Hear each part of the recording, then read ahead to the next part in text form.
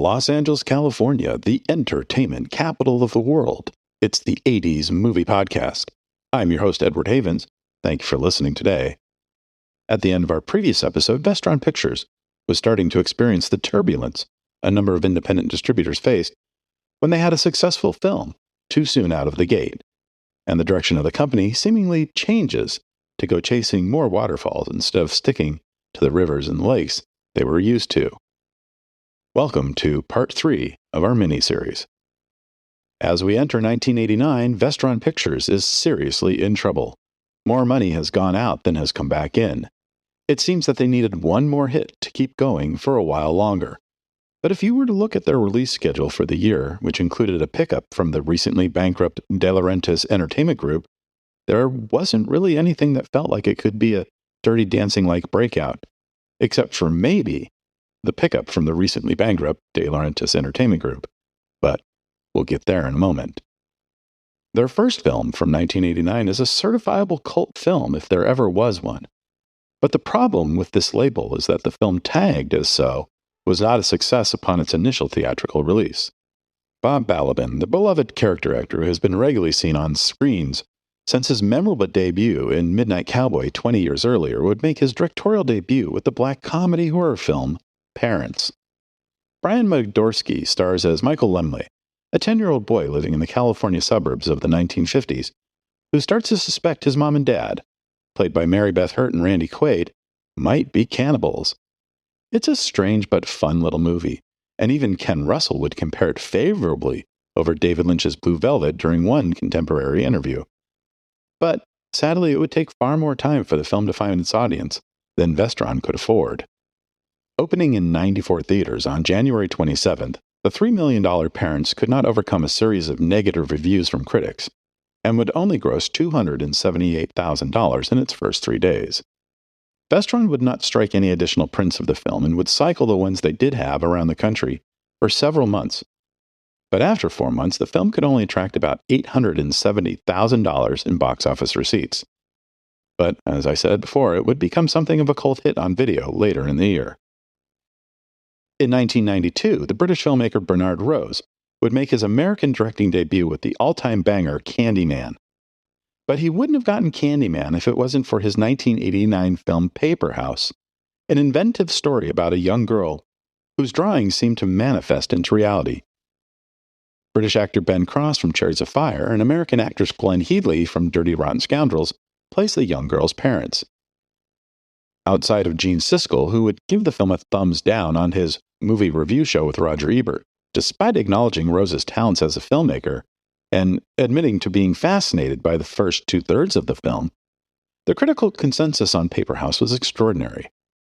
But it appears Siskel may have never actually written a review of the film for the Chicago Tribune, as the film still has a 100% fresh rating on Rotten Tomatoes. But the film had only earned $6,700 from its single-screen playdate at the Carnegie Hall Cinemas in New York, where it opened on February 17th, and the film would get little support from Vestron after that. More single playdates in major cities added up to about $241,000 in box office total after 14 weeks in release. Mark Rocco's Dream a Little Dream would be the third film in the Two Corys cinematic universe. Corey Feldman plays a high school student who, through one of the strangest plot twists in the whole body-switching genre, finds himself switching places with two-time Academy Award winner Jason Robards, playing a professor who is looking for immortality through entering a meditative alpha state. Meredith Salinger and Piper Laurie also find themselves switching bodies as well, while Corey Haim plays the goofball best friend with not a whole lot to do.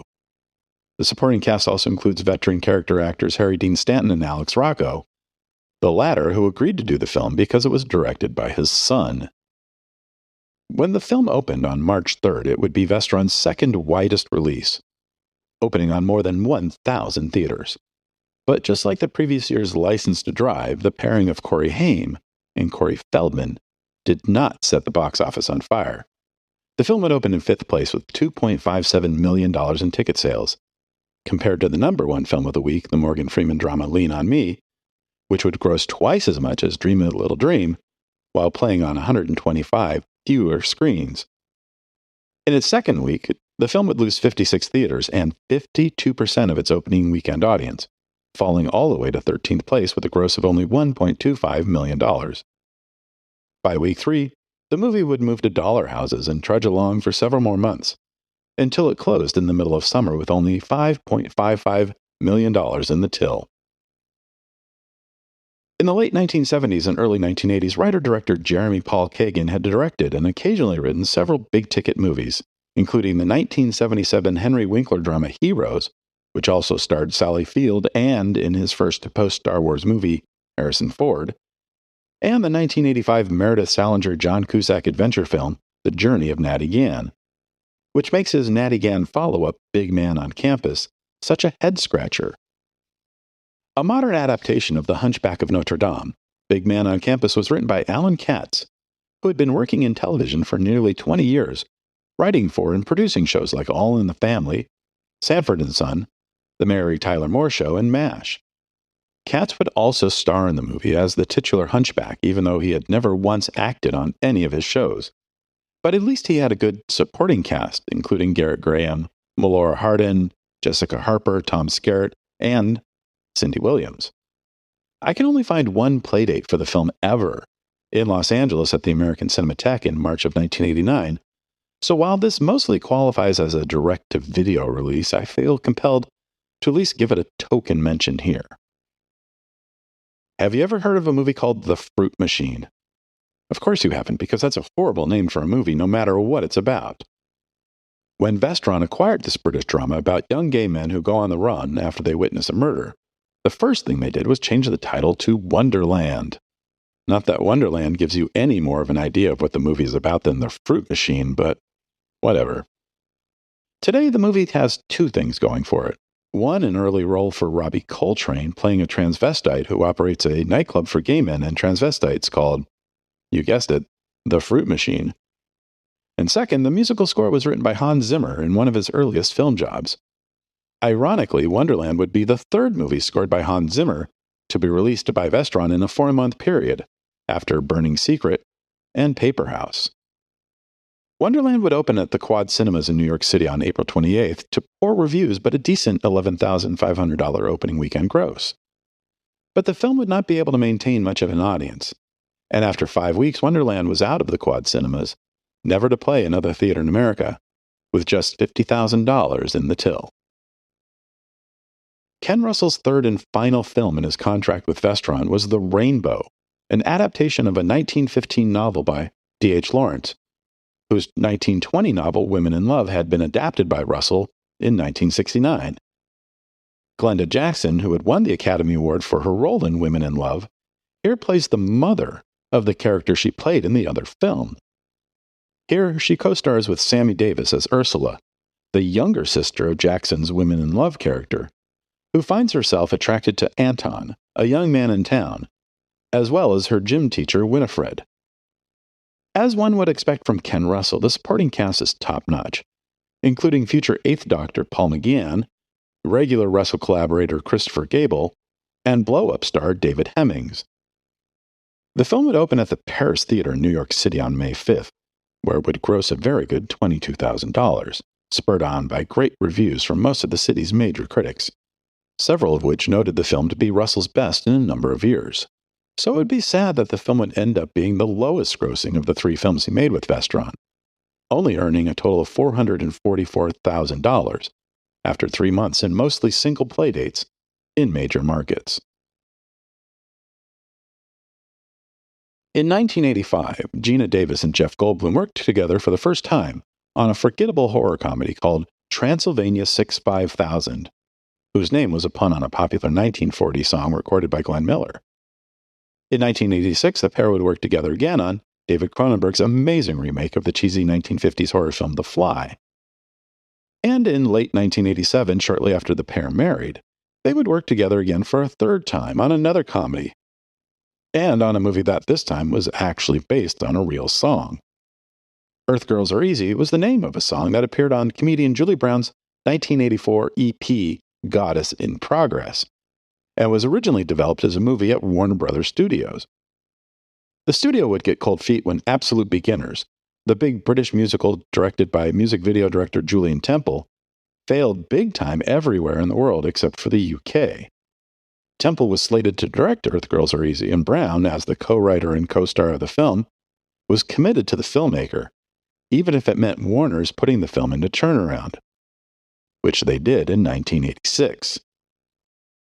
It would take nearly a year for the project to get back on track after being rejected by every other major studio and production company in Hollywood, until the French banking giant Credit Lyonnais agreed to finance the film, provided they could cut the budget from $14 million to $10 million, and if the filmmakers could make a distribution deal with the bank's preferred distributor, the then newly formed De Laurentiis Entertainment Group. The film, about a manicurist in Los Angeles who helps three aliens blend into human culture after they accidentally crash land their spaceship into her pool, would begin production in Los Angeles in October of 1987.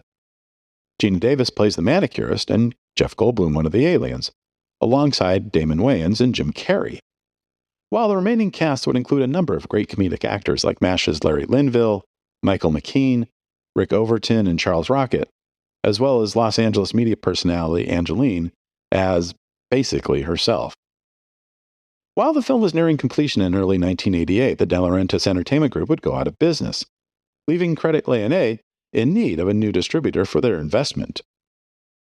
After Temple turned in his first cut of the film, Credit Lyonnais would send Temple back into his editing bay, where he and his team would spend another 5 months winnowing out various scenes and completely excising a big and expensive musical number based on one of the other songs on Brown's 1984 EP, I Like 'Em Big and Stupid, because it just didn't work for the film.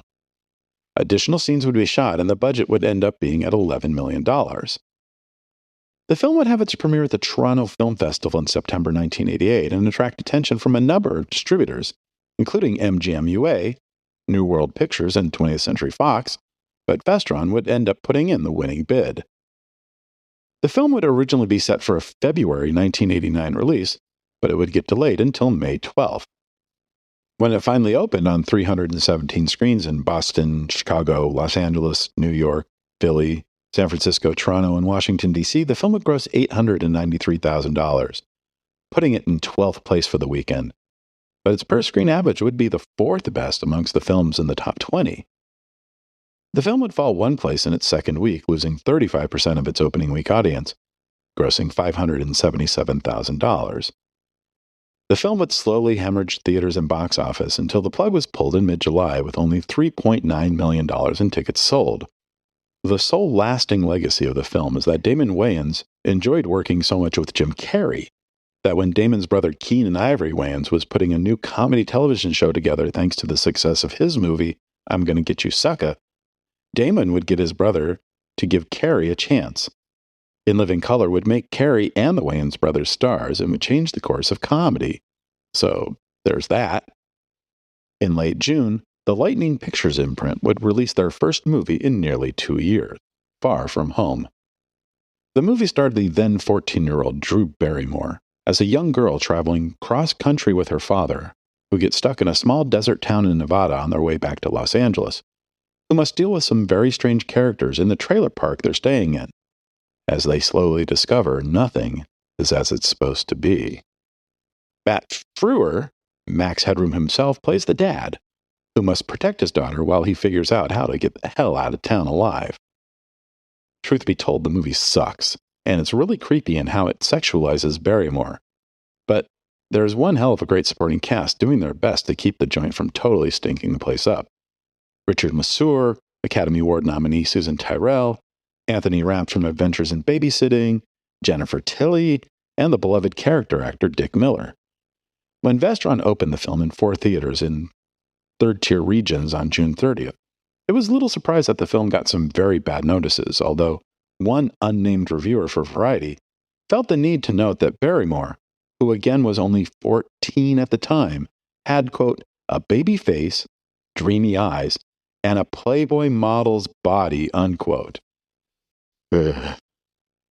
The film would gross just $3,763 in its first and only weekend in theaters. But that wasn't even the worst news of the week for Vestron. On the same day as they opened Far From Home, Vestron had been informed by Security Pacific Bank in Los Angeles that the $100 million line of credit the company had with them was being terminated. 140 of the approximately 300 Vestron staff members, mostly from the Los Angeles office, were let go, including the president of production, the senior vice president of marketing and distribution, and the vice president of publicity and promotion. While Vestron Video would continue for a while, in large part thanks to a $15.7 million payoff during a dispute over home video ownership to the rights of the 1986 Best Picture winner Platoon, the theatrical distribution unit was effectively dead. Some movies, including the Fred Savage Howie Mandel comedy Little Monsters, the Harry Dean Stanton-led comedy Twister, and the Catherine Bigelow-directed action film Blue Steel, with Jamie Lee Curtis, would be sold off to other companies. But the titles left behind would see their planned theatrical releases canceled and eventually be released direct-to-video. Thanks to some of the legacy titles in their video catalog, including Dirty Dancing, Vestron Video would be able to stave off the inevitable for a while. But in January of 1991, the company would file for bankruptcy, their final official film being the Stan Winston-directed fantasy buddy comedy, The Adventures of a Gnome Named Norm. Filmed in 1988 as Upward, the film featured Anthony Michael Hall as a Los Angeles police detective who was to team up with a gnome, a puppet created by Winston, the effects wizard who also directed the film, to solve a murder. For Winston, it was déjà vu all over again, as his previous directorial effort, Pumpkinhead, found itself in limbo for a while when its distributor, the De Laurentiis Entertainment Group, filed for bankruptcy in 1988 before they could release that film.